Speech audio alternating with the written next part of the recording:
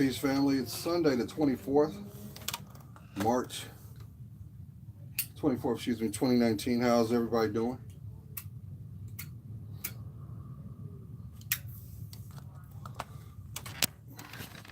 Before I get into anything real quick, I want to show y'all something. Okay? See that? See that? That's why you're getting sick. That right there. That right there is why you're getting sick. Because there's a difference between chemtrails and contrails. Contrails is the reaction between altitude, heat, and cold. And it leaves a marker. But if you're constantly doing it, guess what? It impacts your weather. Some of y'all didn't know that. And just want to enlighten you on that. Do the research. Look up chemtrails.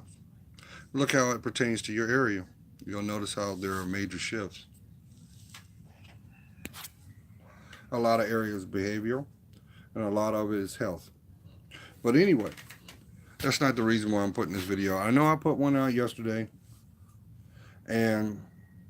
but it took so much focus and time. I didn't want to negate what I really wanted to talk about. If you look back, blink twice. We started the new year. We blinked twice, and you're on the doorsteps of April, which means you're in spring.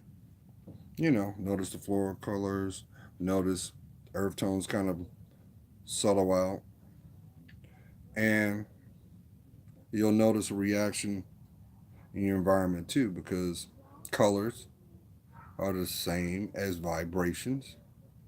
And that's why when you go to your local establishment for when you shop, like your grocery stores, you notice that they use what?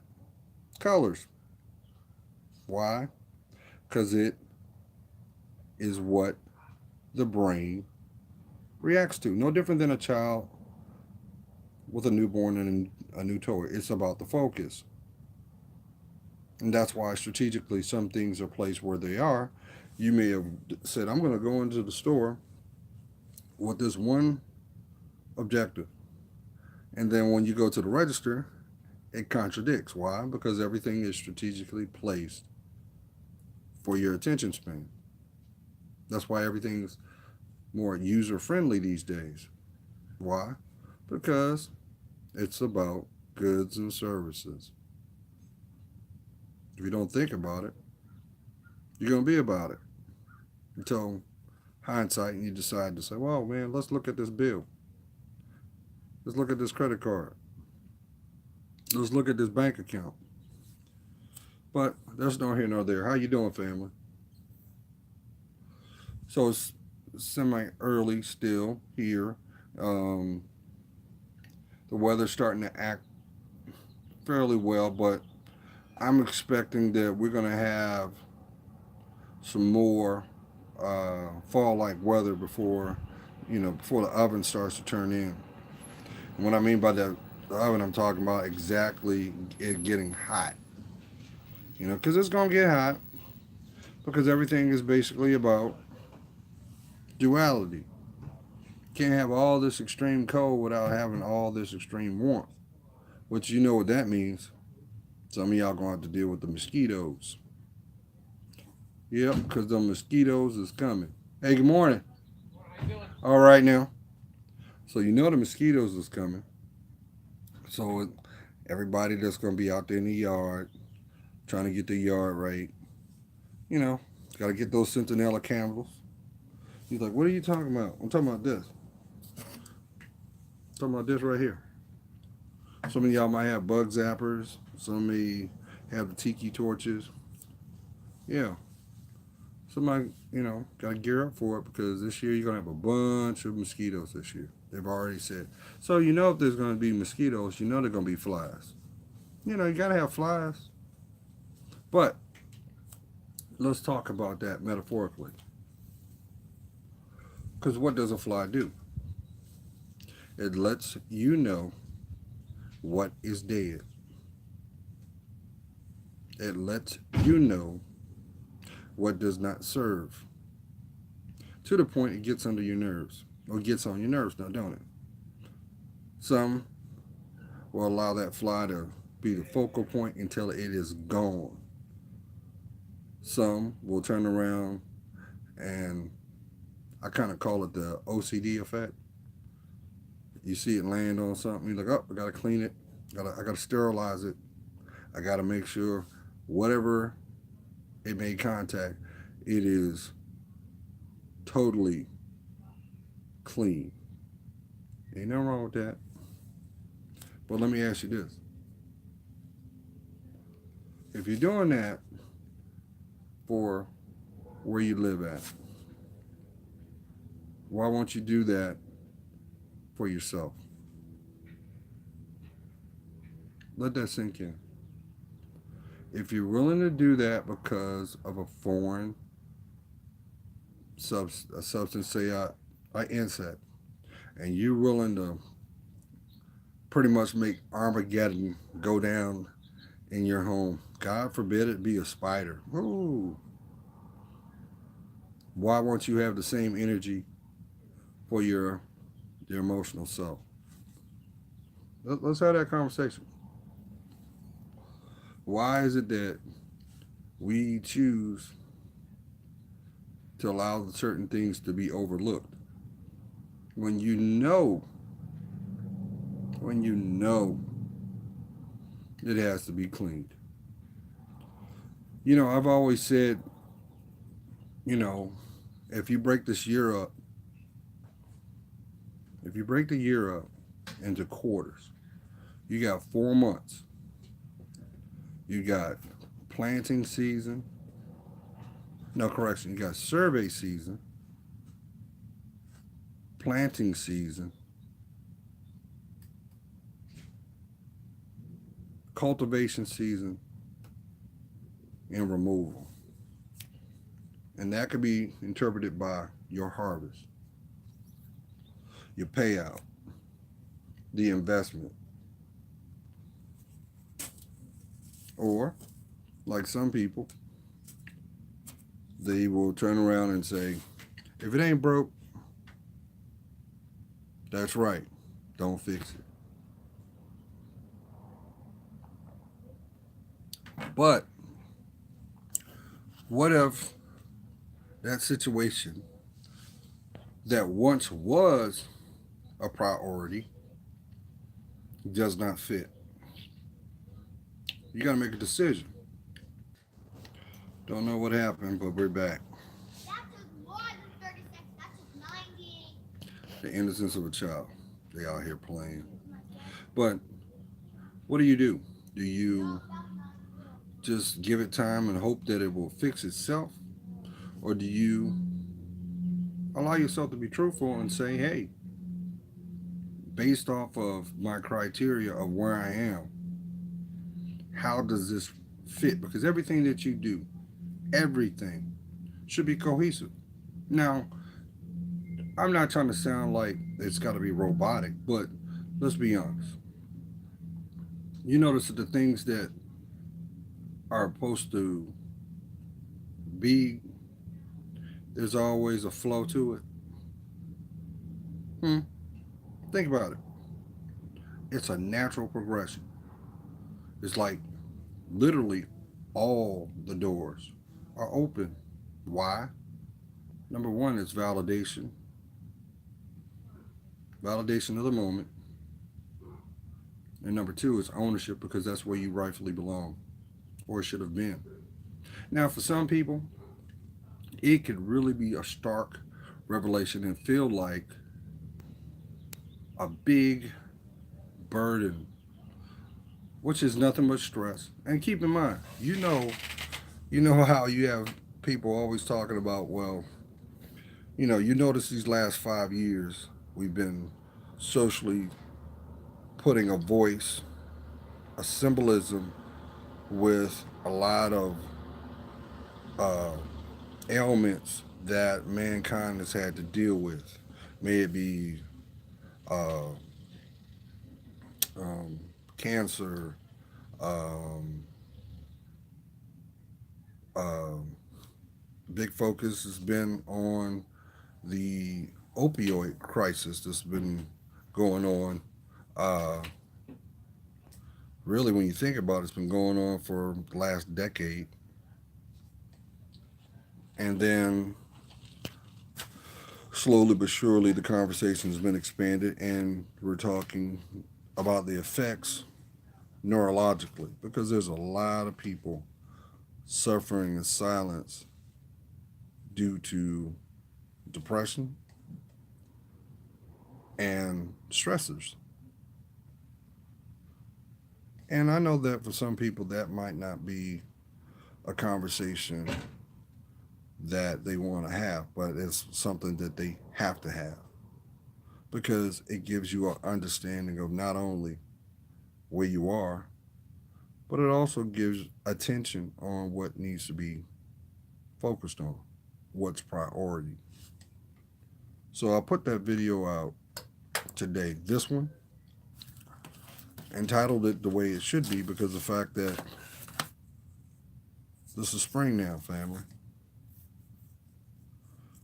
And what they say, spring forward. So this is the time that maybe it might have been some things that you may have been thinking about during the winter months. Been thinking, and I'm not talking about generic thoughts, and this is not to downplay what you deem important, but those things that have been resonating within you so much that you can equate time to it. And you've gotten to a place where you understand that something must be done. That's why you hear people throw the term spring cleaning.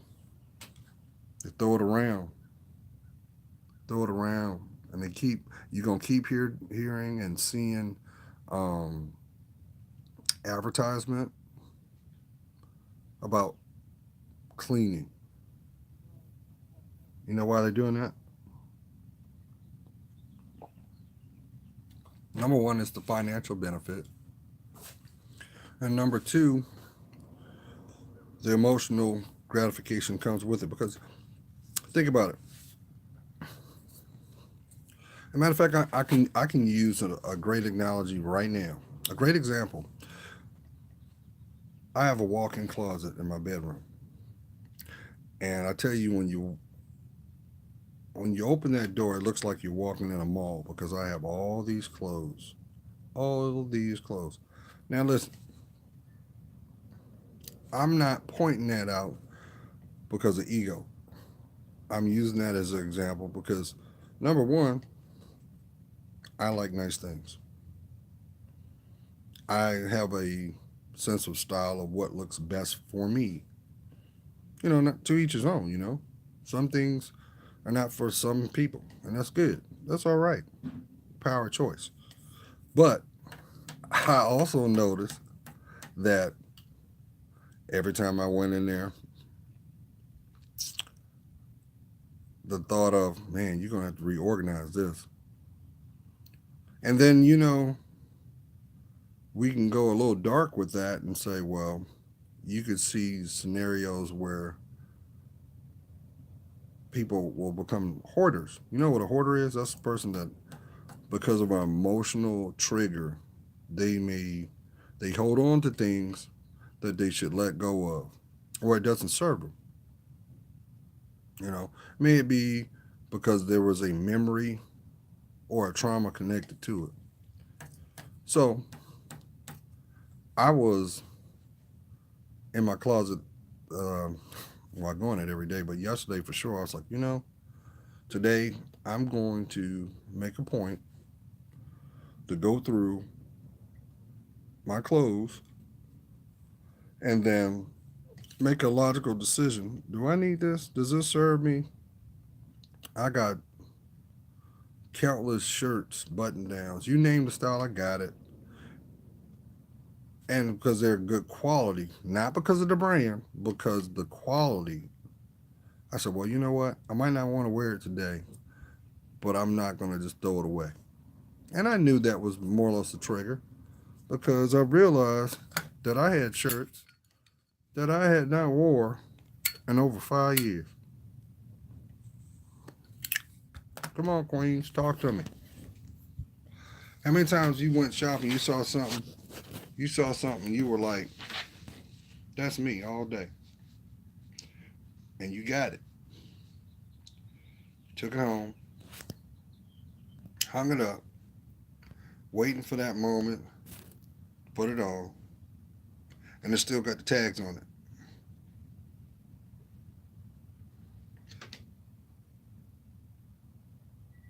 I realized that you know what separates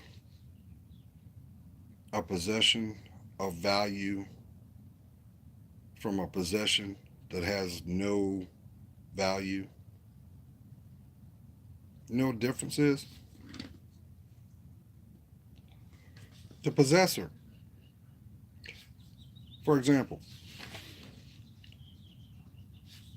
I'll use okay, here you go. You got all these you got these fashion lines out there and they have high end products, right?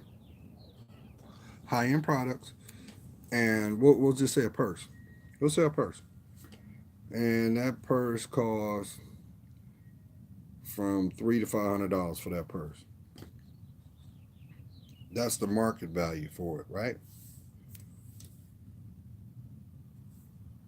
But guess what? It don't cost 300 to 500 to make it. But the market value for it only is validated when it's bought. So in other words, that $300 to $500 purse don't cost nothing when it's on display. Why? Because it's not possessed.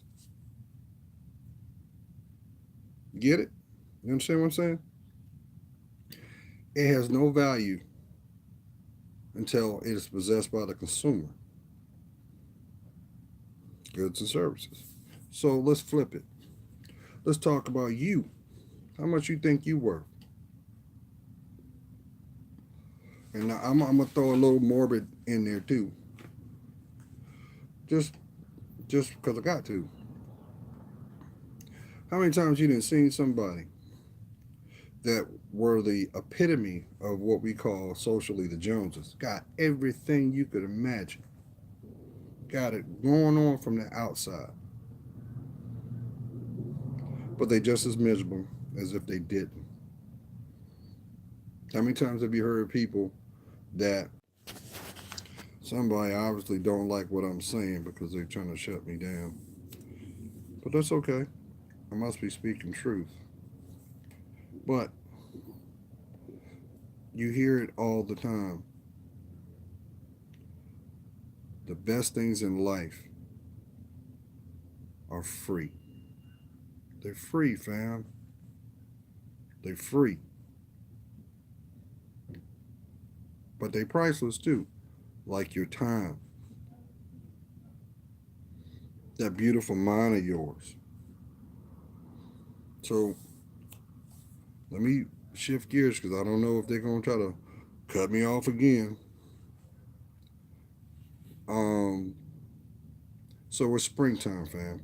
So what is it that you would like to see accomplished in the summertime? Let's say the summer is your harvest period. What is Make a list of 4 things that you want to tackle. 4 of them. Now, when you do that, let me tell you what's going to happen. 50% of the work is done because you speaking it into existence. Even if you're writing it, you're manifesting it. You're putting it out there, putting it out there, and you'll notice the more your focus is, the more closer you come to possess it. Same thing with a relationship. You might be in a relationship where right now you're in a season where communication is limited, but you want to better that relationship. So, what's required? Honesty. And with honesty, you secure your voice. You realize how many people are scared to hear their voice? I know somebody laughing. You realize how many people are scared because it seems like the only time their voice comes out is because it is in a place of anger. And depending on the level of anger, becomes self non, well, you lose control. And that's why you hear people come to say, well, if you have something of importance, leave your emotions out of it. Put logic in front of it, and you'll get it accomplished. But it's hard to do sometimes because the number one thing that a lot of people acknowledge but won't speak on is they feel they're being, I don't want to say taken for granted because that's worst case scenarios, but it happens. But they just feel that they're not being heard. And then so, because they feel that they're not being heard, it's easy for them to turn around and look at it as they're being disrespected. You're not feeling me. You're not getting me. You don't understand me. Well, how can I understand you if you don't understand you? I'm saying this, family, for two reasons.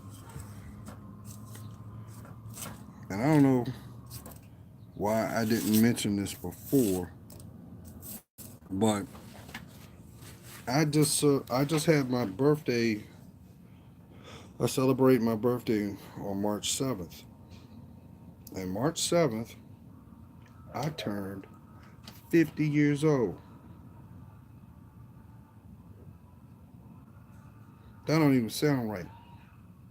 I even asked my mom. I said, "Hey, mom,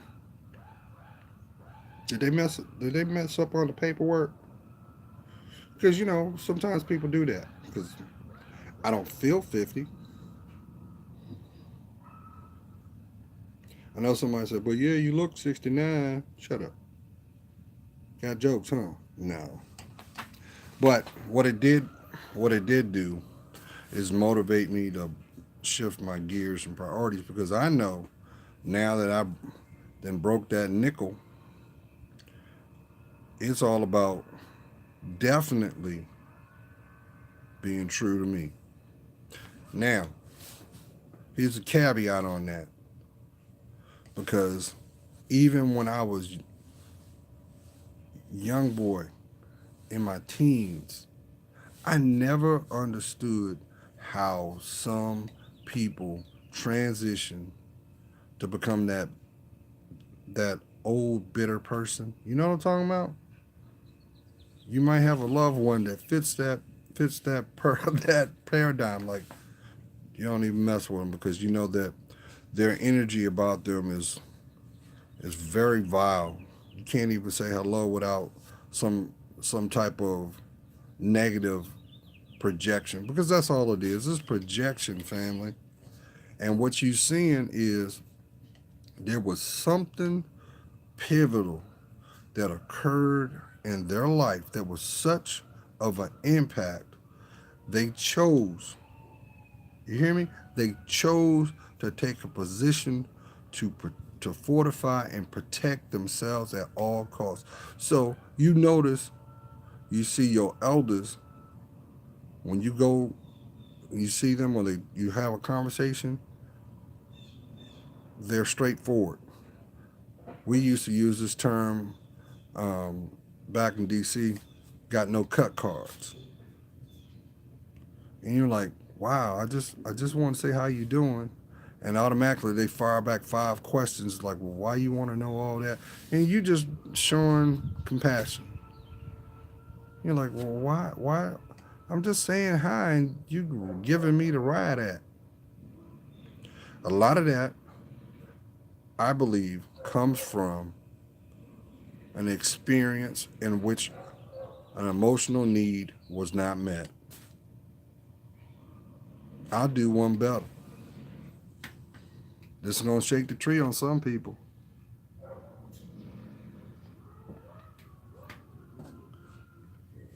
You realize how many people are living lives that ain't theirs? Who am I talking to? They're living lives out of condonement. And what I mean by that is they chose to live in the reality and the obligation, not the fulfillment. You ain't living. You ain't living. Okay, I do one better. Because I usually see this a lot with my queens out here. Y'all do this a lot. I know y'all like, what's that on your lip, Gerald? I want to tell you what I did. See that? See that? I realized I found myself like when I'm deep in thought, I'm like, I know it's crazy. And because I noticed it on that side, I was like, jumping down on my lip. I mean, these lips are big, but still, I need them. But it wasn't until when I came out my last relationship that I started to understand that, and this is not the bad mouth where I was, because if I didn't go through what I experienced, I wouldn't be the man I am now. And that's a man of compassion, a man of truth, a man of honesty, a man of character, a man of integrity. These are things that are organic in who you are, that make you who you are. Like, for example, you notice nowadays, I always say this, you see how the way that people drive these days, they drive so reckless. You know why? It's the tool, the effect is how you're seeing it, but the direct correlation comes from how it's perceived. So whatever's going on right here, whatever, like they say, where the mind goes, the body flows. So whatever you got going on inside you, it projects out in your behavior. So let's flip it. Let's look at it from a health perspective. If you know that you're going through certain health issues, you can't separate the mental aspect of it. You can't. You can't. I can turn around and say this. Let's keep it 100. See these? I know if I keep smoking these months, it's gonna kill me. I know that. That's a choice. Don't make it right. That's the same as if I know I'm in a relationship that fulfills one need but neglects the other, you're gonna get a reaction of what's neglected.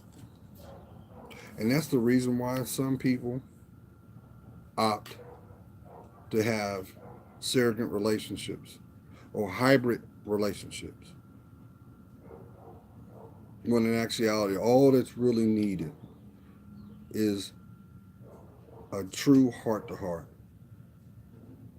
and discuss what needs to be taken care of. Because, not to sound winded, family, but think about it. You don't have the energy or the time to invest in something that won't grow.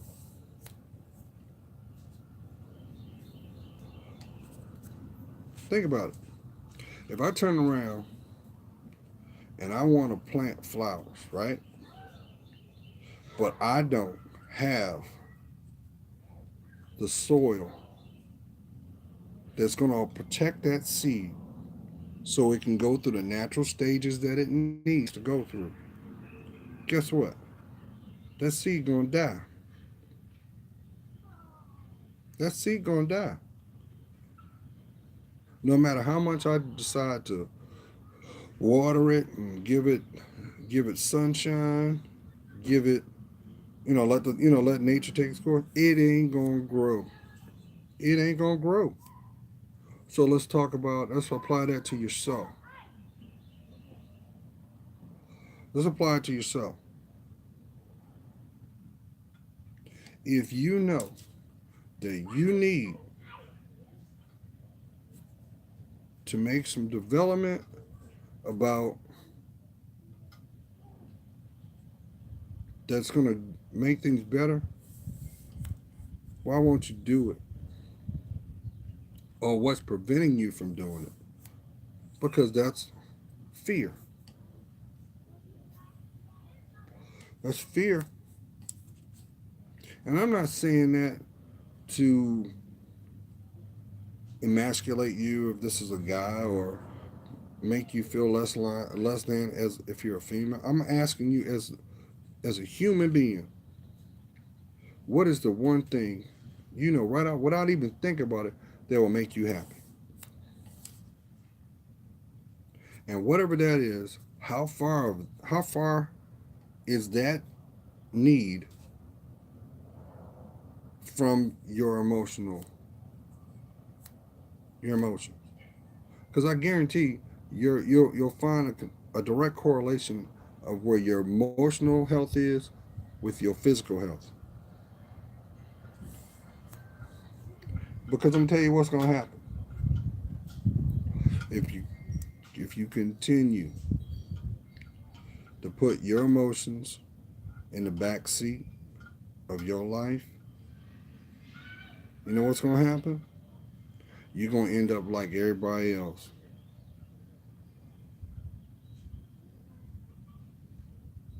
Walking dead.